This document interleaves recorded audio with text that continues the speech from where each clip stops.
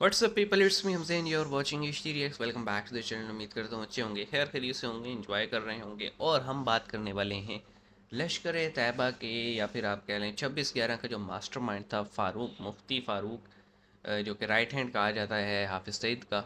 उसको जो अभी असैसिनेशन हुई है और मुकदमा दर्ज हुए, FIR दर्ज हुई है, कुछ पता नहीं है किसने अटैक किया। सिर्फ CCTV में ये दिख रहा है कि 2 लोग आए, ठोका और बैठ के चले गए। तो नॉर्मली जब इस तरह का सीन होता है कि एक पूरे मजमे में से सिर्फ एक बंदे को ही उड़ाया गया, तो इट मीन के पूरा उनके पास एक ऑर्डर था और कि किसको असैसिनेट करने है, और रेकी वगैरह भी की होगी उन्होंने। तो देखते हैं जनाब, मास्टरमाइंड तो टपक गया, आगे की क्या न्यूज़ है हिंदुस्तान स्पेशल से शुरू करते हैं। 3 2 1 इन। तो जय हिंद दोस्तों, very warm welcome to Hindustan special channel. ये तो 26/11 मुंबई हमले का मास्टरमाइंड हाफिज सईद का राइट हैंड कहे जाने वाला भारत का एक और दुश्मन का सफाया हो गया है। सफाई हाफिज कर सईद कौन का रहा है ये करीबी नहीं पता लश्कर लगता। आतंकी मुफ्ती कैसर फारूक की कराची में गोली मारकर हत्या कर दी गई है। बताया जा रहा है कि लश्कर तैयबा आतंकवादी समूह का मुफ्ती प्रमुख नेता था। वह हाफिज सईद का सबसे करीबी सहयोगी था। प्रमुख नेता। आतंकी मुफ्ती कैसर फारूक की कराची में अज्ञात व्यक्तियों ने हत्या कर दी। मुफ्ती को कुल 8 गोलियां मारी गई। इससे कुछ दिन पहले ही हाफिज सईद का बेटा कमालुद्दीन के भी मारे जाने की अपुष्ट खबर आ चुकी है। खबरों के लेकिन उस पर अनुसार कोई कई दिन रिएक्शन नहीं पहले दिया अभी तक कमालुद्दीन सईद का अपहरण किया गया सईद था। फैमिली ने। उसके बाद उसकी हत्या कर दी गई। कैसर फारूक सॉरी। लश्कर के संस्थापक सदस्यों में से एक था और 26/11 मुंबई आतंकवादी हमले का मास्टरमाइंड हाफिज सईद का करीबी सहयोगी था।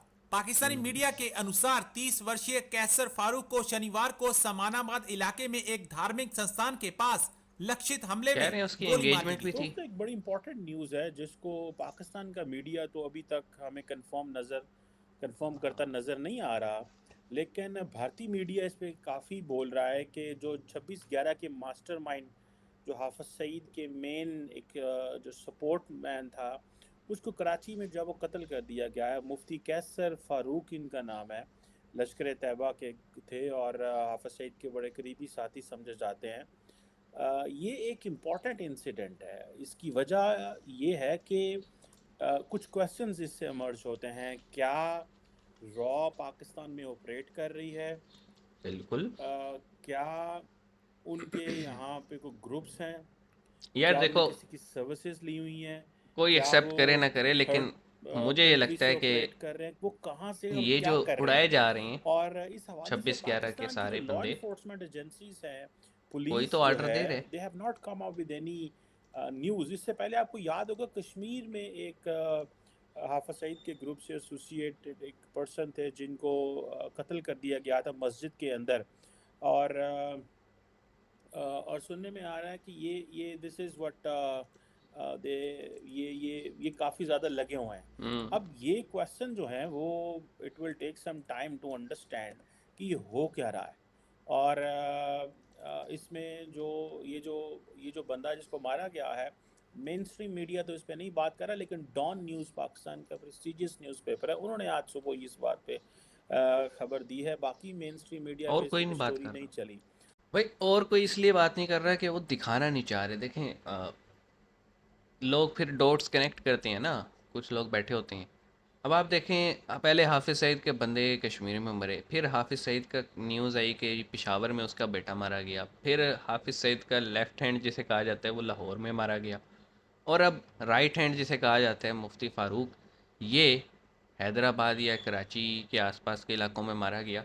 तो ये सब जो अचानक से लश्कर के ख़िलाफ़ ये जो कुछ हो रहा है, इस पे सब खामोश हैं। इस पे ना कोई पुलिस कोई इतना स्ट्रॉन्ग इन्वेस्टिगेट कर रही है, ना जो है वो इस पे रेंजर्स कोई बात कर रहे हैं, ना ही लश्कर तैयबा या फिर आप कह लें जमातुद्दावा या हाफिज़ सईद के जो आप कह लें स्पोक पर्सनस हैं वो इस पे कोई रिएक्ट कर रहे हैं। ना कोई ग्रुप क्लेम कर रहा है कि जनाब ये कार्रवाई हमने की है। तो इट्स लाइक, अगर हम एक पर्सपेक्टिव से सोचें तो ये भी हो सकता है कि जो मतलब इस वक्त की इस्टेब्लिशमेंट है उनको ये बात समझ में आ गई है कि there is nothing like good terrorist and bad terrorist. Terrorist या फिर टेररिस्ट के जो सहूलतकार होते हैं हेल्पर्स होते हैं वो सारे टेररिस्ट ही होते हैं। तो हो सकता है ये बात इन्हें समझ में आ गई और ये ख़ुद आप कह लें एनोनिमसली जो है ना ये अटैक्स कैरी आउट कर रहे हैं और सफाई इन्होंने शुरू कर दी है। एक तो ये पॉजिटिव एस्पेक्ट हो सकता है। दूसरा ख्याल वो ये आता है कि जनाब जो बाहर की एजेंसीज़ हैं वो जो उनके आप कह रहे हैं दुश्मन हैं उनको एक एक करके चुन चुन के ठोक रही हैं। और तीसरा ये आ सकता है कि आपस में वो गैंग वार टाइप सीन है। तीन ही पॉसिबिलिटीज़ हैं और हम ये चाहेंगे कि पहली पॉसिबिलिटी ज़्यादा हो कि शायद इस्टेब्लिशमेंट को ये अकल आ गई है कि भाई गुड या बैड वाला कोई सीन नहीं होता। जो भी टेररिस्ट होता है वो टेररिस्ट ही होता है और उसको उड़ाना चाहिए। हम उम्मीद ये करते हैं। तो आप इस बारे में क्या कहेंगे? आपको इन तीन पॉसिबिलिटीज़ में से जो मैंने आपके सामने रखी हैं आपको कौन सी लगती है? कमेंट सेक्शन में बताइएगा। मिलेंगे। सी यू गाइस।